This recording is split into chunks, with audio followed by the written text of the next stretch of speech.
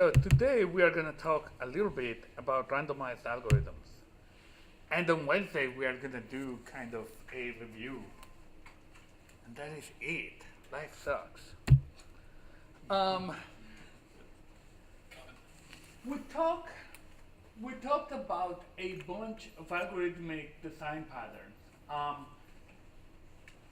We talked about greedy, divide and conquer, dynamic programming. We talked about network flow. We didn't really talk about linear programming. We did talk about brute forcing, right? Now we're going to see one more thing in your toolkit, which is randomization, right? To allow some kind of fair coin flip for the algorithm, right? And it's actually not usually a coin flip. What we normally do is use a pseudo-random number generator. Almost every language has one of those. And we normally initialize it to time, to the current time, and that allows it to be more random than, right? It doesn't need to be random.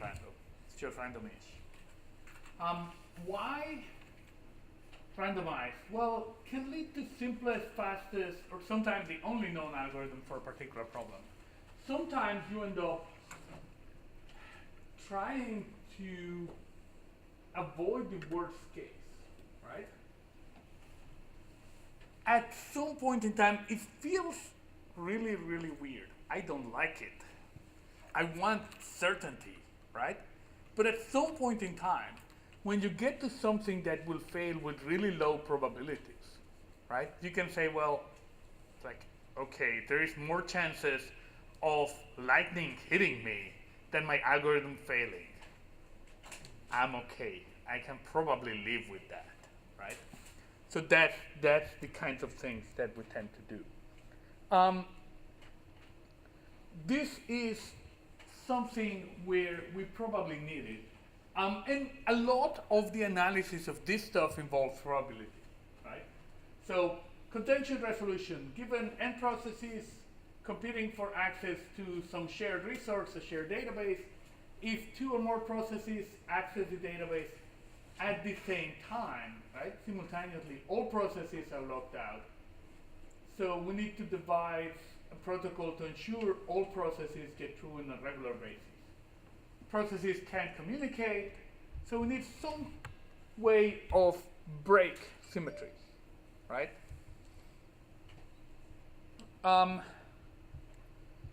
One possibility, right? We don't know when they're going to need this access, so we could do something like, well, you can, right? You do it minute 1, you do it minute 2, you do it minute 3, right? And then rotate or something like that, but that would mean I may not have access to. We could do just like, okay, just do it probabilistically. So one protocol could be each process requests access to the database at time t with probability 1 over n for n processes. If we call f of it the event that process I succeeds in accessing the database at time t, the probability of that happening is going to be less than 1 over 2n, and it's going to be more than 1 over en. How much is e?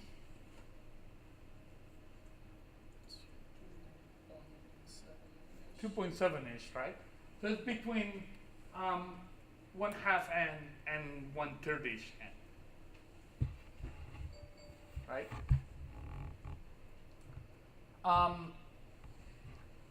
By independence, right, probability of SIT is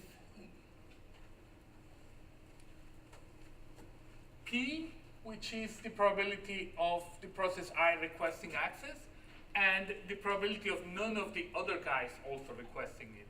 So that's 1 minus P to the n-1, right? These are independent, they're not communicating with each other.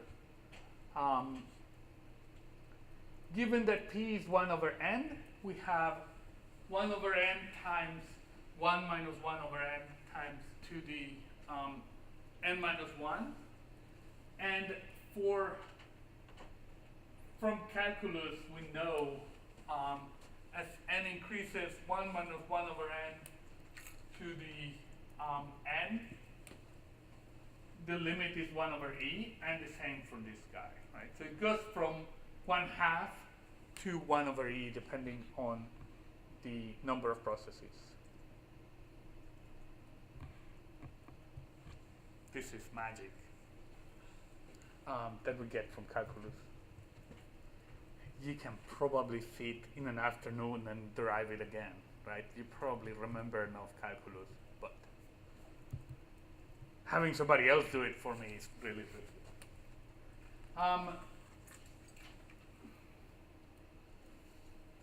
Now, the probability that a process I fails to access the database in en rounds is at most 1 over e. And if you start doing even more rounds, then the probability drops to whatever constant you want. Could it still happen that that poor process doesn't access the database? Yes. It's just very, very, very low probability, right? At some point in time, it's who cares. Yes, it could happen. I could also get run by a bus coming out of here. So there's probably more chances of me being run by a bus because we have a ton of buses at Kennesaw. So me. Does that idea make sense? This is just playing with probability, right?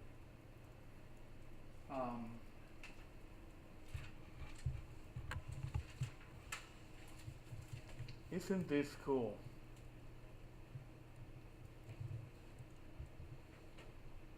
It's a super simple protocol, right? Just do it randomly, and so the probability that all processes succeed within that many rounds, n log n, that's order of n log n, is greater than or equal to 1 minus 1 over n, which is, as n is large, right, it becomes very close to 1.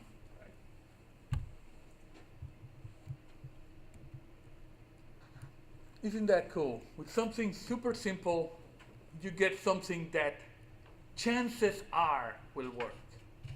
If you feel horrible about the chances are, it is normal, but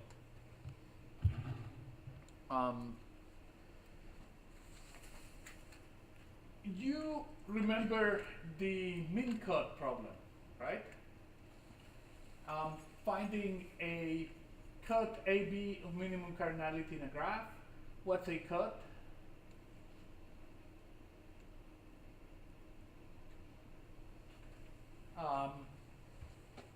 Every edge runs between them, or which one was the cut? Do you remember? No. A cut is either every edge goes between one or the other, or two disjoint subsets that are joined by at least one edge.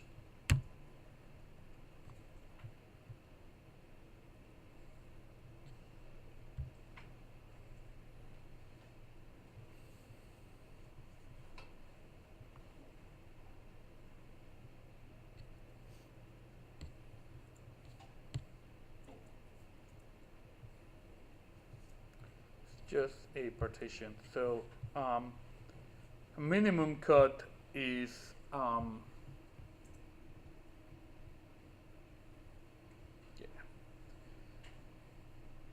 covers all the edges, right?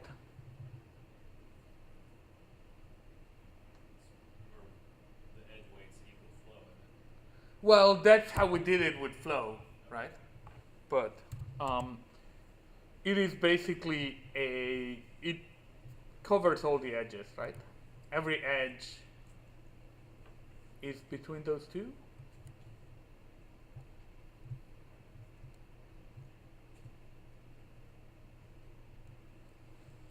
This is clustering and those kinds of things, right? We had the network flow solution. I think we saw it somewhere else too, but at least we saw it in network flow, right? And it was the dual of the other guy. Who was the other guy? That guy. We didn't really have a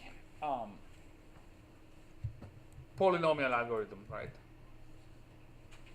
But it was polynomial depending on the weights and things like that. But, we can do a contraction algorithm that's polynomial and gives me a cut, right? So pick an edge, just pick any edge at random, and replace the two vertices that it joins by a new super vertex. Preserve all the other edges and delete self loops. So in this case, we happen to pick one of the edges that goes from U to V. So we are going to join U and V into this new set W.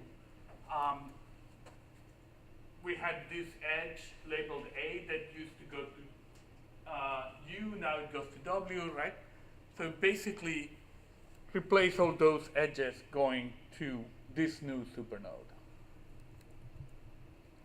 We keep doing that until we only have two supernodes and return that cut.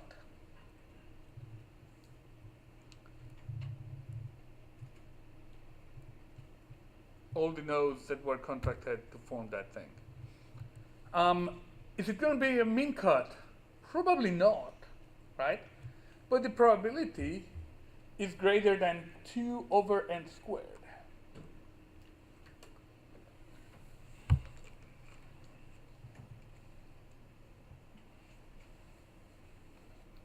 So let f star be the set of edges with one endpoint in A and the other in B, right? The minimum was the number of edges at cross, right? That's the thing that we were trying to minimize.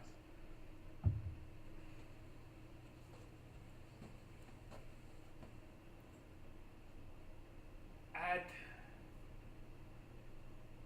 any given time, we are choosing the edge. So the first time we do the size k over this set of all edges, every node has a degree greater than or equal to k, or it wouldn't be a min cut. So we choose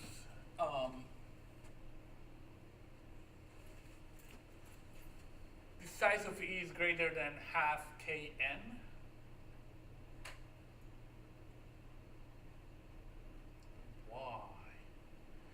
So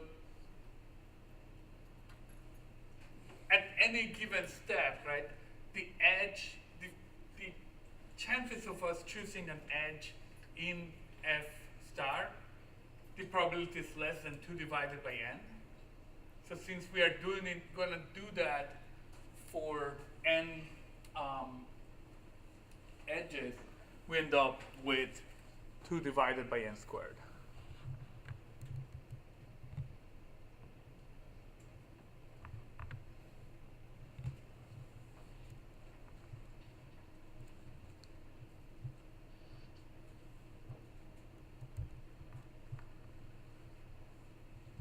And then we start doing even more tricks, right? This is the one trick, of course, is to run the contraction algorithm a bunch of times, right? We are choosing at random, so each one of them would give us a probability of 2 divided by n squared. So if I run it 10 times, right, then I have more chances. It's not 10 times that, but, right?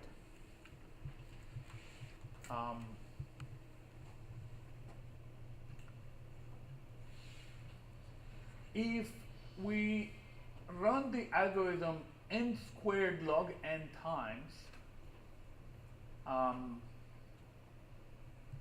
with independent random choices, right? The probability of failing to find the global mean cut is less than or equal than 1 over n squared. Isn't that cool?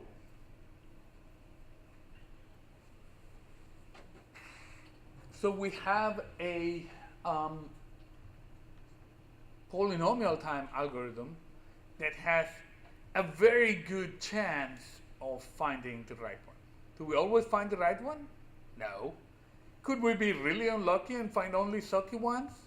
Yes, but, right, this is doable because it's polynomial, and at some point in time, right, the chances of failing to find the right one or failing to find a good one are so small that I may be willing to bet my employment on it, right?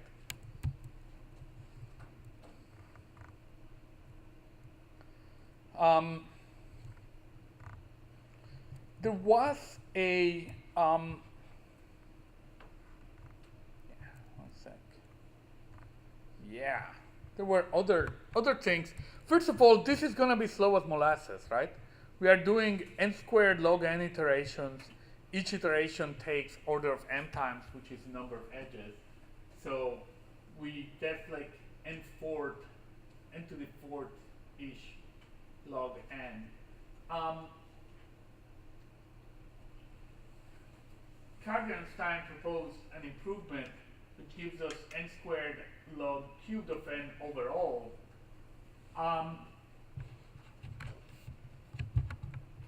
With the idea of the early iterations are less risky than the later ones, right? What's the risk? Well, I happen to join two edges or two nodes that should be in separate places, right? Happen to join one of those magical edges that would give me the mean cut, right? That would go across the mean cut. That's a constant number of edges. At the beginning, I have many edges to choose from, so I would be very unlucky to choose one of those. Towards the end, I have fewer and fewer edges, right? In fact, in last iteration, I have k plus 1 edges, so I have many more chances of actually finding, right? Eliminating one of the good ones, right? Or combining one of the good ones. So, by playing with probability, the probability of contracting an edge in a min cut hits 50% when n over square root of 2 nodes remain. Square root of 2 is 1.5-ish, 1.47 or something like that. So what I can do is run the contraction algorithm until n divided by square root of 2 nodes remain, and then run the construction algorithm twice on that graph, and then return the best of 2 cuts.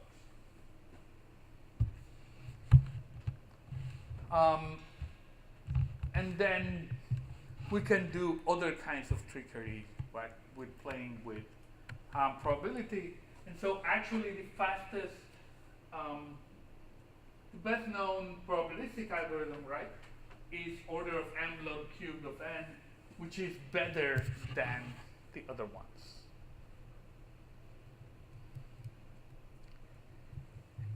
How cool is that? Well, it is actually cool, but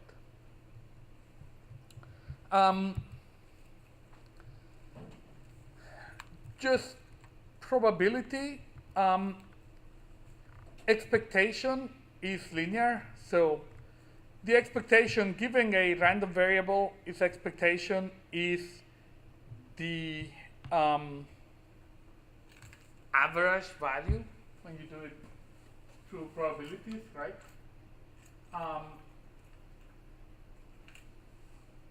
So it is the average of the value times the probability of that value. The probability of the sum if x is 0, 1 variable, expectation of x is the probability that x is both 1.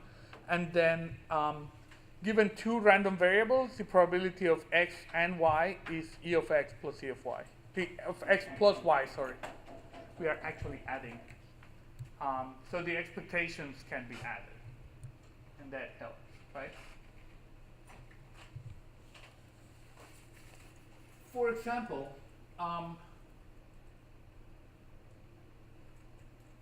imagine that you have a deck of cards, you're going to shuffle them, and then you're going to try to guess, and then turn them over and see if you got it, right? So you have memoryless guessing, right? You can't even remember what's been turned on. The expected number of correct guesses is 1, right? And we can find that by just saying, well, the probability of you guessing at any given time is 1 over n.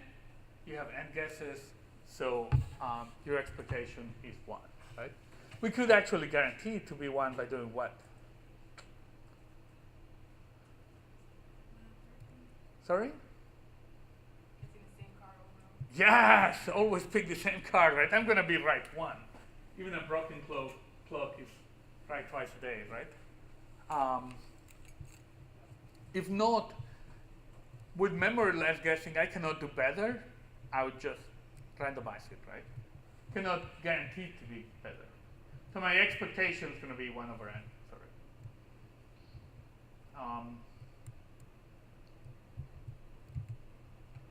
I can do better if I guess a card uniformly at random from cards not yet seen, and then my expected number of correct guesses is order of log n.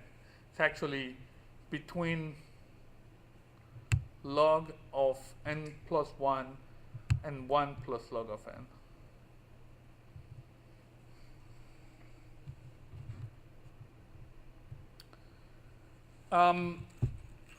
A similar example, assuming that I'm trying to collect all of the coupons or all of the Pokemon cards or whatever that come in cereal boxes, right?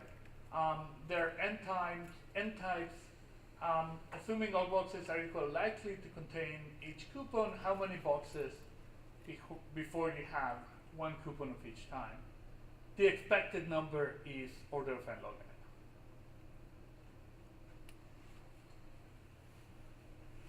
Which is cool that we can come and figure this out, right?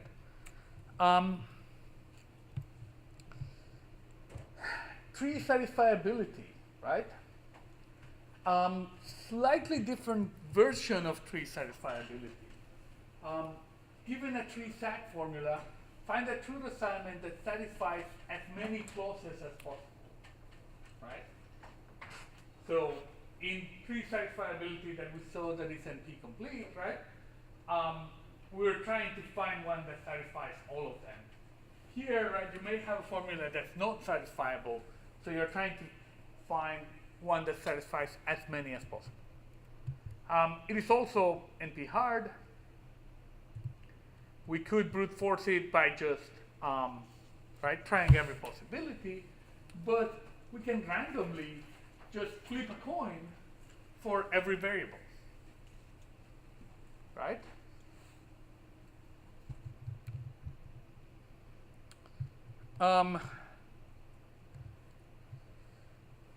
Given a tree-SAT formula with k clauses, the expected number of clauses satisfied by just a plain random assignment is 7k divided by 8.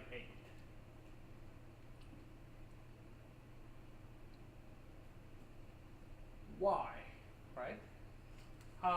My random variable z of j is 1 if the clause cj is satisfied, or 0 otherwise, right?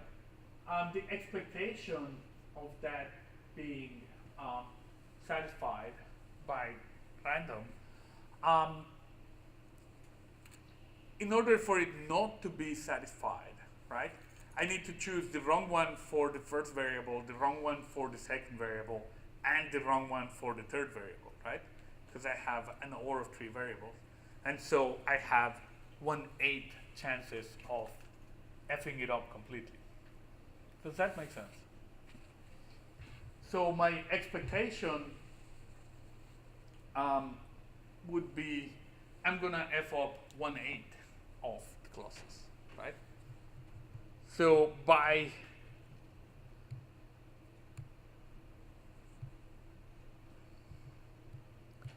just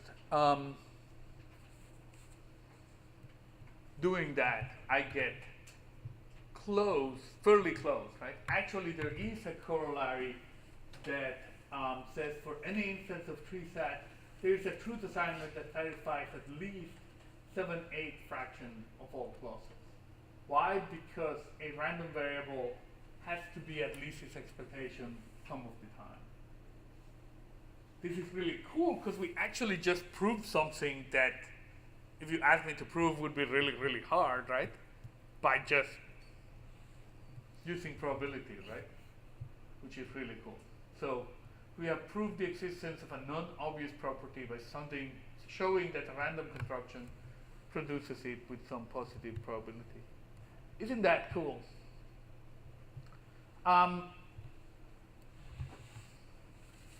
Can we turn this idea into a 7/8 approximation algorithm? Yes, a random area variable can almost always be below its mean. So, but the probability that the random assignment satisfies at least 7k over 8 clauses is at least 1 over 8k. And so what can we do? Well, just repeatedly generate truth assignments randomly until one of them satisfies that, right? The expected number of trials is at most 8k. Is that guaranteed? No, but, right? It's probably not going to be way above that. Probably. Probability. Stuff may work or may not, right? This has been extended to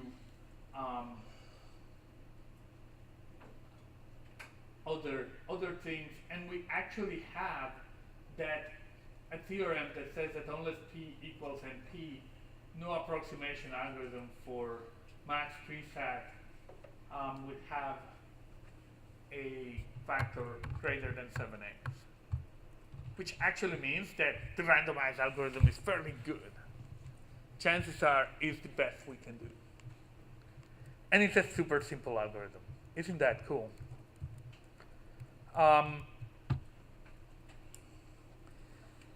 There are two kinds of probabilistic algorithms. Monte Carlo algorithms are guaranteed to run in polynomial time, and they are likely to find the correct answer. So we run them for a polynomial time, and we have a probability of finding the right answer. A Las Vegas algorithm is guaranteed to find the correct answer, but it's only likely to run in polynomial time. The other standard example is quicksort.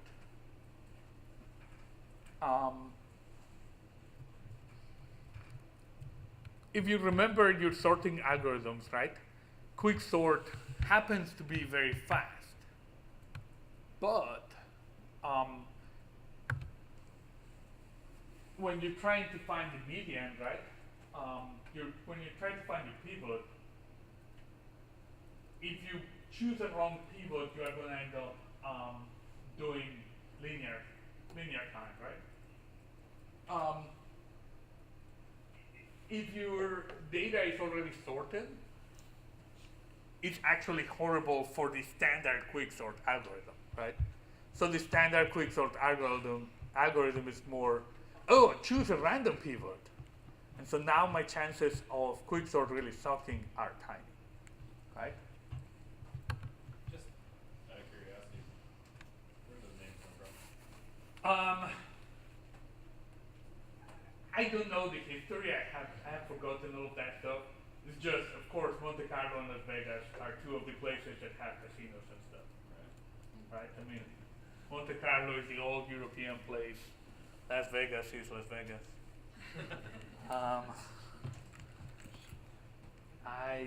There's probably a really cool history.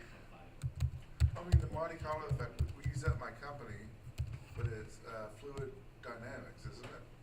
Well, you can do there's a bunch of Monte Carlo methods, right? Mm-hmm. It's basically that you can use Monte Carlo stuff for a bunch of things. It's kind of a generic for these kinds of randomized algorithms. It's not just fluid dynamics, I think. We use it to determine gamma scatter for detectors. Metropolis came up with the name. The guys who did Metropolis? Mm-hmm. Or for Monte Carlo. Yeah, okay. It's probably somebody called the first algorithms that were randomized Monte Carlo, because they were at the time where Las Vegas didn't exist or wasn't. Las Vegas was a tiny town in Nevada that nobody ever went to. And so by the time the next one was introduced, it was kind of the obvious name. The Monte Carlo being 1947. Yeah. And I'm assuming, I don't really remember, but I think Las Vegas wasn't big. Las Vegas became big. Sorry? Exactly. So when the first ones were named, they just named them Monte Carlo. And so when somebody came up with this other idea, they said, oh wait, let's call them Las Vegas. So there is no cool history behind it. You can always convert a Las Vegas algorithm into a Monte Carlo one, right? By just stopping at a polynomial time. And so now you just have a good chance of finding the right answer. But you cannot, in general, go from a Monte Carlo to Las Vegas. Sometimes you can. And we actually have a nice definition for this class of problems, right?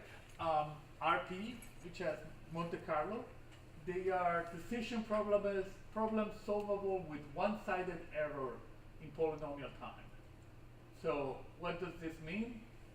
If the correct answer is no, always returns no. If the correct answer is yes, returns yes with probability greater than or equal to 1 to 1/2. So what that allows me to do is the probability, I can reduce the probability of false negatives by independent repetition of Monte Carlo problem, right? ZPP or Las Vegas are decisions problems solvable in expected polynomial time. And we know that P is a subset, not necessarily proper, of CPP, which is a subset of RP, which is a subset of NP. And as with everything else, we have no clue whether those equals are there or not.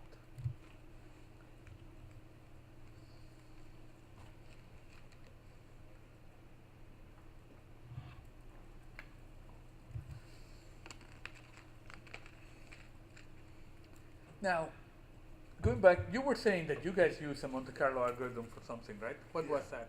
Our company does radiation detection, so we do it to evaluate gamma scatter. So if I have a device right here and it's an enclosed area, is the gamma going to be bouncing off the walls and being how much of that gamma, what percentage of that gamma is going to be detect it 2 or 3 more times. Okay. And so you run simulations to Yes. just figure out how much is going to be your expectation or something like that? Correct, yeah. Okay. Cool. We now use Monte Carlo algorithms for a bunch of probabilistic reasoning stuff. I don't know if you were following during the elections and even the previous one, what's this guy's name? 538. No, 538, the guy was doing, one of the things that they do is just they take all of the, because in the US elections are weird, we have the electoral college. Besides the results being weird, we have the electoral college.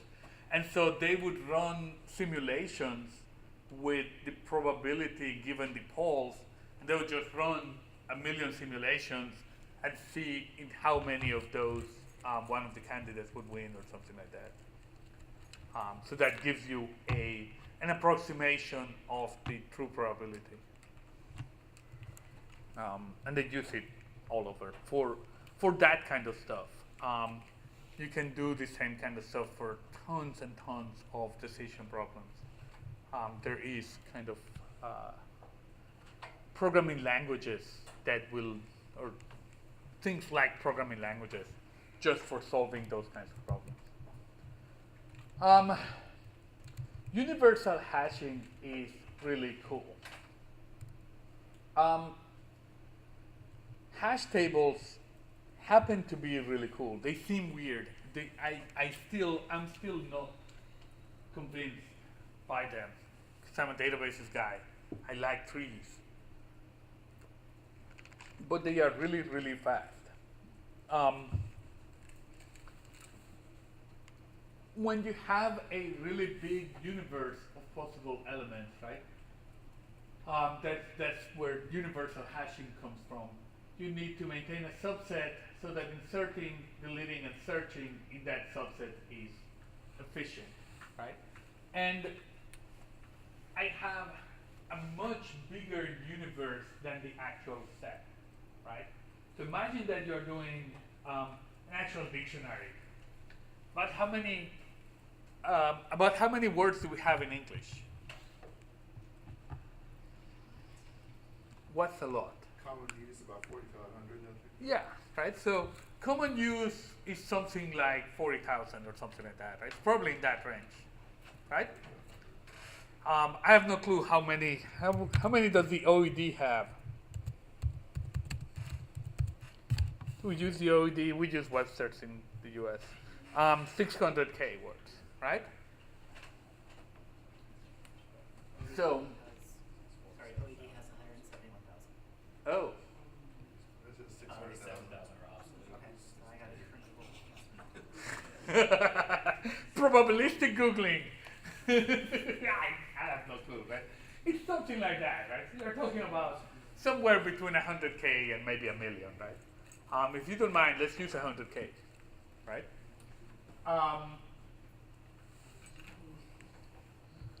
How big is your universe? What's the set of all possible words in English, right? If you're doing just letters one after the other, right? Well, let's assume that what's the longest word in the English language? Probably 20 letters or so, right? Probably a name or a chemical compound. I mean, at some point in time, you're going to say, forget about it. With like 10 million hyphens. Yeah, but maybe 20 sounds, and you have 30-ish letters if you count hyphens and stuff. So you get 30 to the 20 or something like that, right? Which would be a number with more than 20 zeros, right? Which the technical term in English is gajillion. So you have a gajillion possible words, and you need to store 100K, right? If I have fewer words, right, then I can just generate an array and generate a number for each word and store every word in the array. If I have a gajillion words and I only want 100K, I cannot have an array of a gajillion. elements. Does that make sense? So I need to use hashing, and this is used for all of that stuff, right? So I create a hash function that maps my universe to a number from 0 through n minus 1. And so what I do is create an array of length n. When processing element u, access the array element a of h of u. Right? So apply a function that will convert that thing to a number.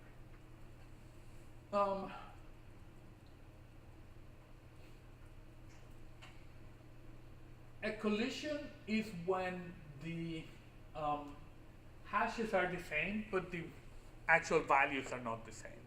So h of u equals h of v, but u is different than v. A collision is expected after one collision is expected after order of square root of n insertion.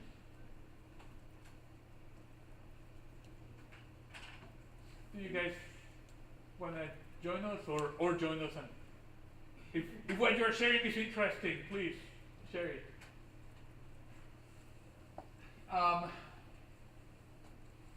So I would expect at least one collision after order of square root of n insertion, right? So I need to deal with collisions. One way is to actually store a list or something like that of elements, right?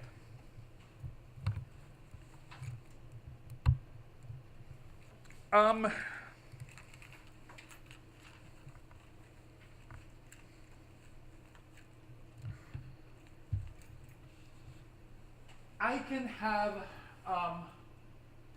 a hash function, right? This is what sort of what Java uses for hashing, right?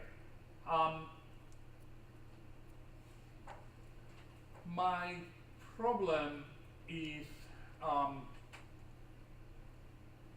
for any fixed hash function, I'm going to have order of n elements that hash to the same slot, right? My worst case. It sort of kind of worked, right? But there is a couple of things that make me, basically my problem is I cannot have a fixed n, right? Because if I put more stuff, I'm gonna break. So I need universal hashing that can adjust to that stuff. When can't we live with those functions? Of course, something like aircraft control, nuclear reactors, right? Things where you need hard real time. Also, there is denial of service attacks. If I know which hash function you are using, right, then I can come up with things that will break your hash function, that will make you order of n instead of order of 1, right? So there have actually been real-world exploits for Linux kernel, create files with a particular series of names, and that will make the directory go super slow. ls will now take forever because you're searching linearly. For Perl, for others, for servers, right? So what we can do is create a universal family of functions and randomize the choice. My ideal hash function maps m elements uniformly at random to n hash slots. The average length of my chain of collisions is m divided by n. So if I choose n almost equal to n, I expect order of 1 collision, right? So I expect basically no collisions. Maybe if you're unlucky, you need to do 2 rather than 1, but Um, I cannot guarantee it, but I can randomize the choice of the hash function. So a universal family of hash functions is a set of hash functions mapping a universe to the set 0, 1, n minus 1.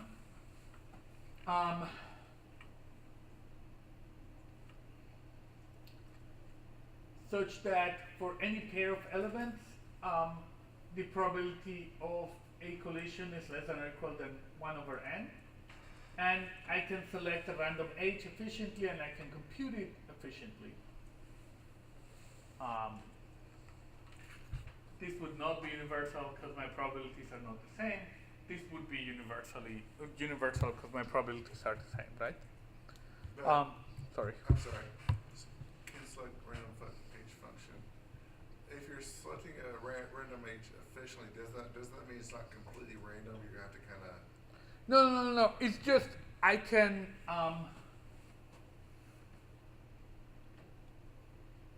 basically I can compute them and select them efficiently. I have a way of naming them so that I can just say it's the 31st in the family or something like that.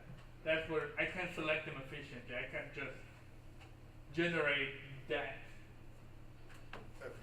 the label or something like that efficiently.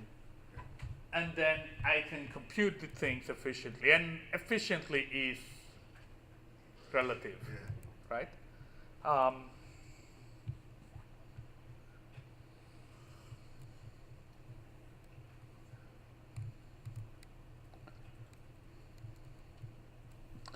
So,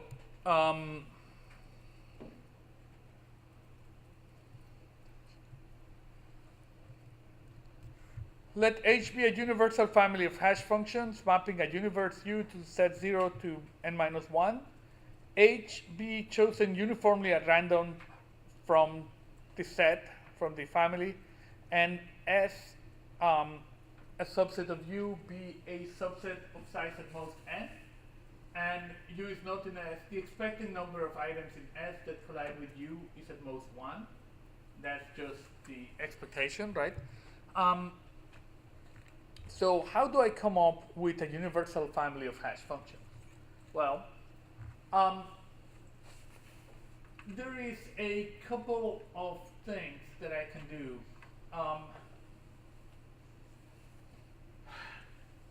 Basically, what I'm doing is I am mapping each element with a base p integer of r digits.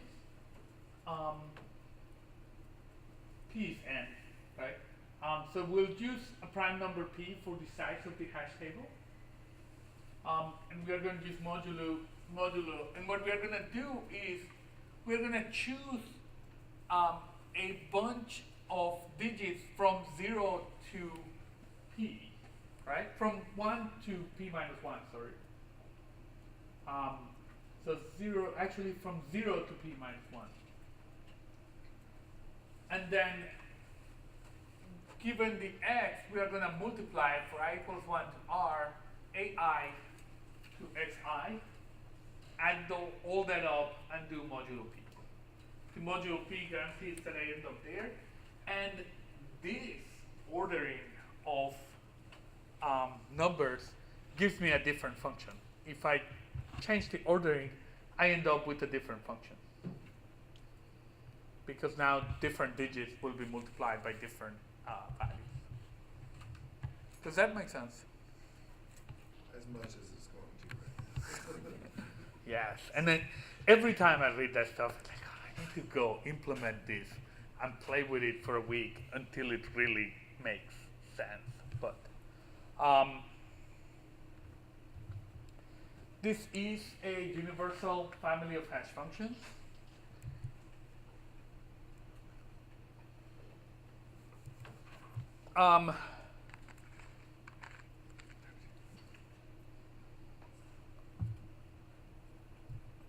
If p is prime and a number is not 0 modulo p, so it's not an exact multiple of p, then AZ equal M modulo P has at most one solution between A and between 0 and P.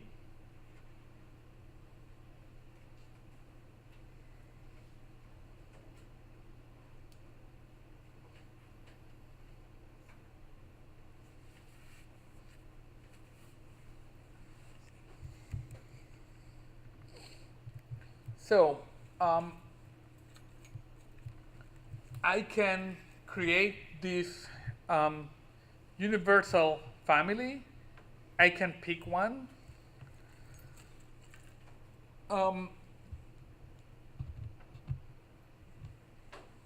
Nobody knows which function I'm using. My expectation, space use is order of n. The expected number of collisions per operation is less than or equal to 1. And I have order of 1 time for insert, delete, or lookup. I still need to grow my table. There is actually a variation on hash tables where what I do is have several hash tables and choose different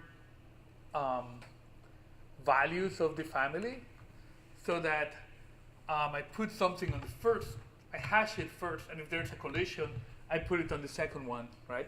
With a different hash function. I have a family of hash functions. I can just choose a different one, right? And now my chances of having 2 collisions, right, are 1 over n squared. My chances of having 3 collisions are 1 over n cubed, right? So I can get very, very good performance by doing that. There is probably, I don't know, 5 really good variations on hash tables that give you really good performance, but that is one of them. I think that's cuckoo hashing.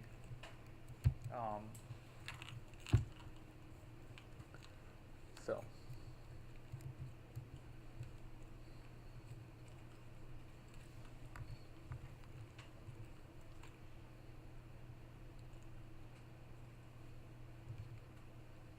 What's this? Yeah. Sorry. Let's skip Chernoff bounds and talk about load balancing.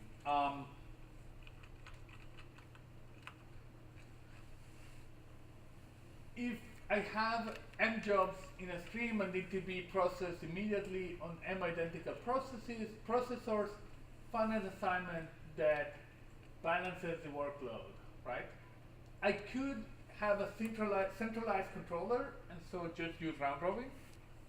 You go to 1, you go to 2, you go to 3. I could have a decentralized controller. So rather than needing a centralized controller, just assign at random, right? How likely is it that some processor gets too many jobs? How unbalanced is this going to be? And so n is the number of processors? N is the number of M is the number of processors. M is Sorry, the number of jobs. Yeah, that is wrong. Yes, N is the number of processors. This slide is wrong. Yeah. It's It's not wrong, is That it? should be n. this should be N, right? It's N jobs, N processors. If I do round robin, I do filling of M divided by N, right? If it was perfectly divisible, then I'll get M divided by N, but it may not be, so some of them may get one more than the others, right? And the jobs could be different sizes, one of the same. Well, in this case, I'm not doing, I'm assuming they're all the same size. So I'm just going by number of jobs. All right. You could do similar things with sizes, but now if we do it with identical jobs, how likely, if I do it just at random rather than having a central round robiner thing, right, that keeps track of who is the next, what's the probability of me messing up?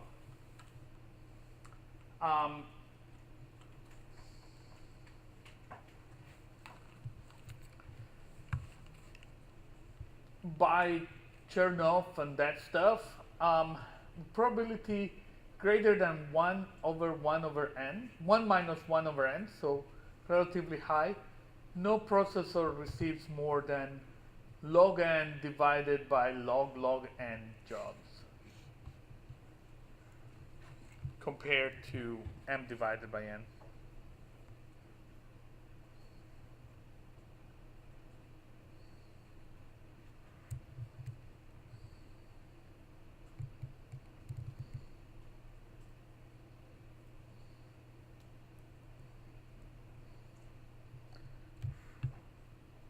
So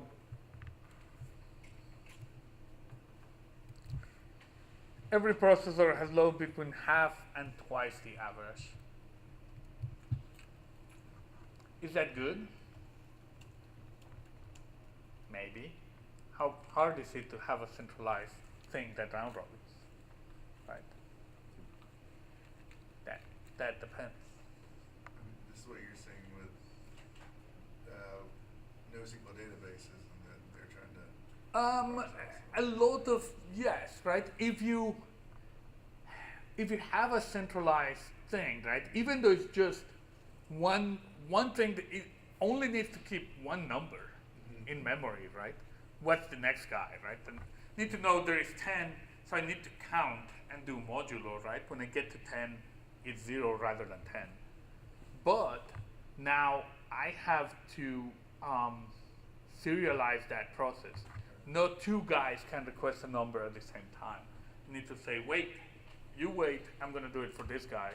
Right? And so for really high contention, it may be a bottleneck. I mean, I know Yahoo used Hadoop to chain 4,000 servers together. Yes. Got to run successfully. So yeah, we are doing incredibly cool stuff. Not to sound like an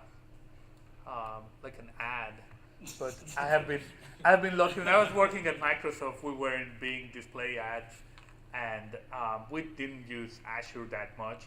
We used an internal thing that was amazing, and we had gajillions processors to do parallel processing.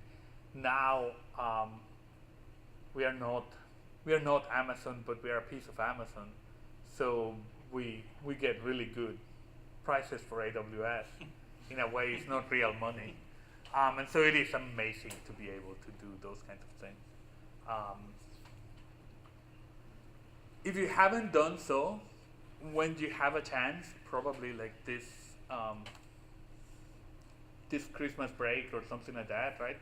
Play with those things. All three of the big guys and a bunch of the small guys give you free or free-ish accounts. AWS gives you basically a couple of machines for a year. Azure gives you something like that, and Google gives you like $300 to spend over 3 months or something like that. And so play with those things.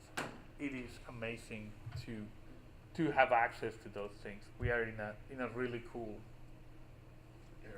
era. Yeah. The only thing that's better is what's coming in the next 20 years. We live in the best possible world except the one that's coming in 20 years. Right? I don't know. But anyway, at least keep in mind that many times randomized algorithms may be better than the real ones.